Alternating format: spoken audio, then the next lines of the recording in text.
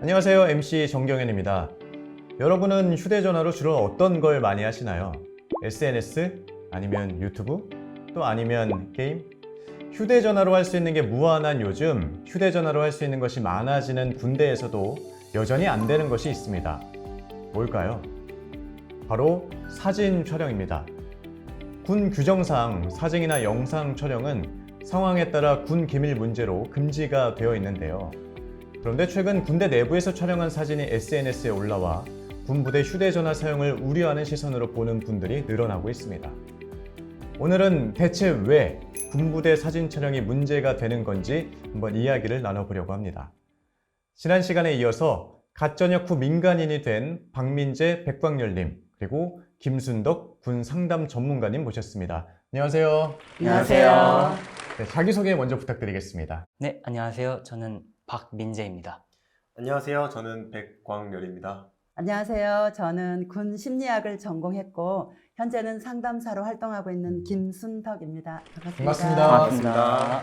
아니 근데 휴대폰에 사진 촬영은 사실 기본으로 탑재되어 있는 기능인데 어떻게 군부대에서 사진 촬영을 막을 수 있는지 저는 좀 궁금하거든요. 그냥 찍으면 안 된다고 하니까 다들 알아서 안 찍는 건가요? 공통으로 휴대전화 기능을 통제하는 국방 모바일 앱을 설치하면 사진 촬영을 할 수가 없어요. 그리고 카메라에 보안 스티커를 부착해야 할 만큼 사진 촬영 통제가 철저한 편입니다. 그렇기는 하지만 친구들이 야 요즘 생활관은 어때? 궁금한데 한번 찍어 보내봐라 뭐 이렇게 얘기를 하고, 또 뭐 어떤 친구들의 경우에는 요새 PX는 뭐가 핫하냐? 나도 궁금하니까 한번 보내줘 봐라 이렇게 얘기를 하기도 하잖아요. 만약 그렇다고 해도 그게 징계가 될 수 있고 해서는 안 되는 일이니까 친구들도 부탁을 하면 안 되죠. 군부대 내에서 한 사진 촬영은 사실 그냥 찍을 수도 있겠다 싶은데요. 전문가님, 왜 이렇게 기밀에 민감한 걸까요? 네. 일단 군대라는 곳은요. 철저히 보안을 강조하는 집단이에요. 군사 정보가 유출되면 군사 대비 태세에 문제가 발생할 가능성이 생기기 때문입니다. 그리고 우리나라는 휴전 중에 있을 뿐 현재 전시 상황과 다름없거든요. 그러다 보니 군사 기밀은 중대한 안보 문제를 얘기하는 중요한 사항으로 반드시 지켜야 하는 거죠. 자, 이제 실제로 군대란 곳이 얼마나 보안에 철저한지 이야기를 한번 나눠볼까요? 우리나라에서 내비게이션을 찍으면 사실 안 나오는 것이 없는데 아무리 내비게이션을 찍어도 안 나오는 것이 바로 군대입니다. 근데 처음에 군대 가면 야, 니네 주소 좀 한번 불러봐봐. 내가 꼭 면회 갈게 라고 하면서 얘기를 하는 친구들이 있거든요. 그렇지 않나요? 네, 맞아요. 저도 제 친구 중에서 제가 먼저 군대를 갔는데 막 면회를 온다고 난리가 난 거예요. 근데 가장 먼저 한 첫 마디가 야, 근데 너네 부대가 안 나와. 내비게이션에 검색해도 안 나와. 이러는 거예요. 그러니까요. 포털 사이트에 검색을 해도 안 나옵니다. 보통 군대는 기밀상의 이유로 주소 노출을 하지 않는데요. 그래서 보통 면회를 갈 때는 군부대 큰 회관이라든지 아니면 큰 식당을 검색해서 가게 되죠. 근데 간혹 누군가는 어차피 그 동네 가면 주소 다 알게 될 텐데 뭘 그렇게 비밀이야 라고 할 수도 있겠지만요. 실제로 외국에서 한국군의 군사 기밀을 빼내려는 해킹 시도가 급증하고 있는 추세라고 합니다. 지난 2020년 국방부 자료에 따르면 2016년 3,150건의 해킹 시도가 있었고요. 2019년에는 9,121건으로 3배 가까이 증가를 했습니다. 그리고 2020년 8월까지도 8,700건의 해킹 시도가 있었다라고 합니다. 그만큼 우리나라 군사 기밀에 관심을 가진 사람들이 정말 많다라는 증거가 되겠고요. 또 그에 대응해서 우리나라가 얼마나 열심히 지키고 있는지를 입증한 통계가 아닐까 싶습니다. 그렇지만 이런 상황에서 내부에서 사진을 찍어 올려서 기밀을 유출시켰다는 것은 큰 문제가 될 수 있겠죠. 혹시 사진 촬영과 관련해서 가장 기억에 남는 일화가 있을까요? 최근에 제가 기억하는 건 병사가 복무 중에 논두렁에 빠진 장갑차 사진을 올린 거였는데요. 일단 차량 번호가 다 노출이 돼 있더라고요. 이것 또한 군사 기밀을 드러낸 일일 뿐더러 논두렁에 빠진 장갑차 사고인데 그 사고를 빨리 처리하는 것이 아니라 사진으로 찍었다는 것도 이해가 되지 않더라고요. 맞습니다. 요즘 예능이나 시사 프로그램을 보더라도 차량 번호는 다 모자이크로 지우고 방송을 하기도 하는데 또 심지어 자기 차량도 SNS에 올릴 때는 번호판을 다 지우기도 하잖아요. 그럼에도 불구하고 이 군용 차량을 이렇게 버젓이 올린다는 것은 분명히 문제가 될 수 있을 것 같습니다. 근데 실제로 이렇게 사진 촬영을 하게 되면 어떤 처벌을 받게 되나요? 네, 국방부 군인 군무원 징계 업무 처리 훈령에서는 병 휴대전화 사용 위반 행위 사건 징계 양정 기준을 마련하고 있는데요. 여기에 따르면 촬영, 녹음 기능 사용은 비밀 엄수 의무 위반으로 그 행위의 중대성에 따라 강등, 군기 교육, 휴가 단축, 근신의 처분을 받을 수 있습니다. 아, 그렇군요. 저는 가장 기억에 남는 게 사진 촬영은 아니었는데 모바일 메신저 메시지로 암구호를 보냈던 사건이 기억에 남습니다. 사실 암구호라는 게 적군과 아군을 분간하기 위해서 정해놓은 일종의 암호로 3급 비밀에 해당을 하거든요. 근데 이거를 모바일 메신저로 보냈다는 거 아니겠습니까? 근데 이렇게 보안을 위반한 걸 보면 어떤 생각이 좀 드시나요? 사실은 말도 안 되는 거죠. 제 생각에는 휴대전화로 워낙 대화가 많이 이루어지다 보니까 실수를 저지른 것 같아요. 네, 그렇다면 이 사건이 그때 당시 어떻게 종료가 되었죠? 병 휴대전화 사용 위반 행위 징계 처리 지시에 따라 암 구호를 보낸 병사와 암 구호를 받은 병사 2명에게 근신 15일 처벌을 내렸고요. 부대는 전 장병을 대상으로 보안 교육을 재실시한 것으로 보고했습니다. 네, 전문가로서 이렇게 무분별한 휴대전화 사용에 대해서 혹시 바라시는 부분이 있을까요?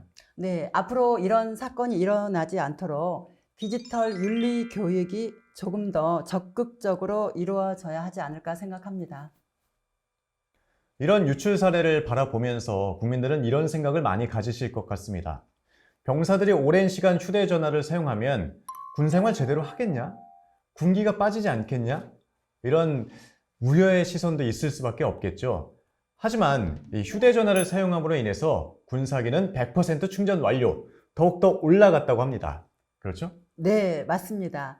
휴대전화 사용 전 2019년 4월, 휴대전화 사용 후 2020년 2월 각각 한국국방연구원에서 장병 인식 조사를 시행했는데요. 심리적 안정 점수가 57점에서 97.5점으로 크게 상승했습니다. 휴대전화 사용에 따른 외부와의 소통으로 심리적 안정을 가져왔다고 볼 수 있는 거죠. 와, 97.5점이면 거의 만점 아닙니까? 정말 대단한 수치라고 볼 수 있는데요. 실제로 휴대전화를 사용하신 두 분도 만족감을 한번 표현하신다면 어떻게 표현하실 수 있을까요? 저는 100점 만점. 코로나로 휴가 외출 제한됐을 때 휴대전화가 없었다면 더 외롭고 우울해졌을 것 같아요. 맞아요. 스트레스 푸는데 진짜 도움 많이 됐어요. 실제로 국내 자살률과 심리적 불안도 휴대전화 허용 이후 줄어들었고 특히 국내 자살 사고는 2020년 62건에서 21년 42건으로 감소했으니 유의미한 숫자로 볼 수가 있겠습니다. 휴대전화 사용만으로 이렇게 심리적 불안감이 많이 줄어들게 된 요인은 뭐라고 생각을 하시나요? 사실 군대에 가면은 나이도 다르고 지역도 다른 사람이 한 군데 모여 있잖아요. 근데 그런 분들과 밥도 먹고 같이 씻고 같이 생활하고 심지어 잠까지 같이 해야 되니까 얼마나 어색하겠어요. 근데 휴대전화를 받음으로써 제가 아는 밖에 있는 사람과 대화로 소통하는 걸 함으로써 심적 안정도 생기고, 그리고 저는 병영에서 괴롭힘이라는 게 좀 많이 없어졌다는 걸 피부로 느꼈어요. 지난 2021년 조선일보가 페이스북 페이지인 육군훈련소 대신 전해드립니다와 함께 병사들의 휴대전화 사용에 대한 찬반 설문조사를 진행했는데 현역뿐 아니라 전역한 분들 대다수가 92.4% 찬성의 표를 던졌다고 합니다. 이미 전역한 분들도 휴대전화 필요성에 공감했다고 볼 수 있겠죠. 근데 그런 분도 간혹 계세요. 꼭 휴대전화 보급이 들어와야겠냐? PC방 있지 않냐? 요새도 싸지방이라고 하나요? 네네, 싸지방. 사이버 지식 정보방이 있는데 쉽게 생각하면 예전에 전화 걸려고 공중전화 줄 서 있었잖아요. 싸지방 역시 PC를 사용하기 위해 줄을 서거든요. 다 공개된 장소에서 PC를 사용해야 하는 게 불편하죠. 하지만 휴대전화는 그냥 각자 같은 시간에 공평하게 쓸 수 있으니까 개인정보 사생활도 훨씬 보장받는 기분이고 편리하죠. 실제로 앞서 말씀드린 휴대전화 찬반 설문조사에서 사용에 찬성하는 이유로 꼽힌 1순위가 바로 자기 개발이었습니다. 아무래도 이곳에서 자신의 경쟁력을 높이는 시간을 가지려는 이 다짐을 확인할 수 있는 대목이 아닐까 싶은데요. 맞아요. 꼭 전역할 때쯤 되면은 공부하려는 병사들이 많아져요. 근데 개인 휴대전화가 생기니까 온라인 강의를 편하게 들을 수 있어서 훨씬 적극적으로 공부하는 사람들이 많더라고요. 그러니까요. 휴대전화가 참 잘만 쓰면 얼마든지 득이 되는 물건이거든요. 국방부는 2022년 6월 20일부터 오는 12월 말까지 약 6개월간 병사의 휴대전화 소지 시간을 확대하는 방안을 시범 운영 중입니다. 2개월씩, 그러니까 모두 6개월에 걸쳐 3가지 유형을 적용해 보기로 한 건데요. 일과 시간 이전과 이후 시간을 정해서 사용하는 최소형, 그리고 아침 점호 이후부터 밤 9시까지 사용하는 중간형, 그리고 24시간 쓰는 자유형, 이렇게 3가지 유형을 나눈 다음에 병사들이 모든 유형을 경험해 보고 장단점을 비교해 볼 수 있게 한다라는 겁니다. 어떠세요? 두 분은 3가지 유형들 중에서 어떤 유형을 좀 더 선호하시나요? 저는 최소형이요. 휴대전화가 있으면은 아무래도 업무에 집중하기 쉽지 않을 것 같아요. 저는 자율형이요. 24시간을 쓰면 조금 더 많이 고립감이 해소되지 않을까 싶어요. 그러면 전문가님은 전문가 입장에서 어떤 유형이 좀 더 낫다라고 생각을 하시나요? 네, 저는 중간형이 좋을 것 같습니다. 하루 일과를 마치고 정리할 시간에 사용하는 것이 오늘 하루도 점검도 하고 또 외부 사람들과 소통하는 시간도 될 것 같아서 중간형이 좋아 보이네요. 이런 새로운 정책은 최근 입대하는 병사들이 검지 세대로 불릴 만큼 휴대전화에 친숙한 세대이기 때문에 이 휴대전화 자율화를 좀 더 맡기려는 의지가 엿보이지 않나 싶은데요. 오늘 함께한 시간 어떠셨나요? 안에 있으면서 사진 한 장 정도가 왜?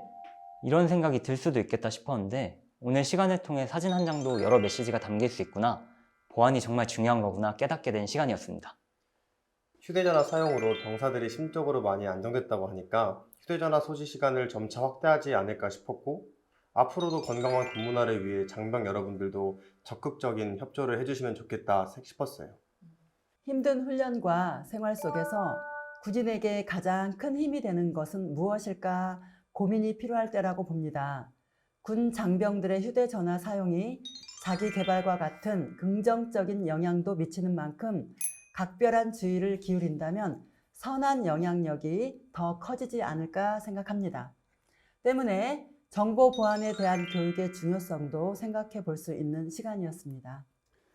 사실 우리가 2다리 쭉 뻗고 잘 수 있는 이유는 장병 여러분들이 있어서라고 생각합니다. 그만큼 나라를 책임지고 지키고 있는 게 여러분들이라는 사실 잊지 마시고, 나라의 보안도 오프라인, 온라인 할 것 없이 지금처럼 철통 보안으로 강력하게 지켜주시리라 믿어 의심치 않습니다. 전역하는 그날까지 몸도 마음도 건강해질 수 있는 시간 되시길 바라겠습니다. 네, 오늘 함께 해주신 여러분 대단히 감사합니다. 감사합니다.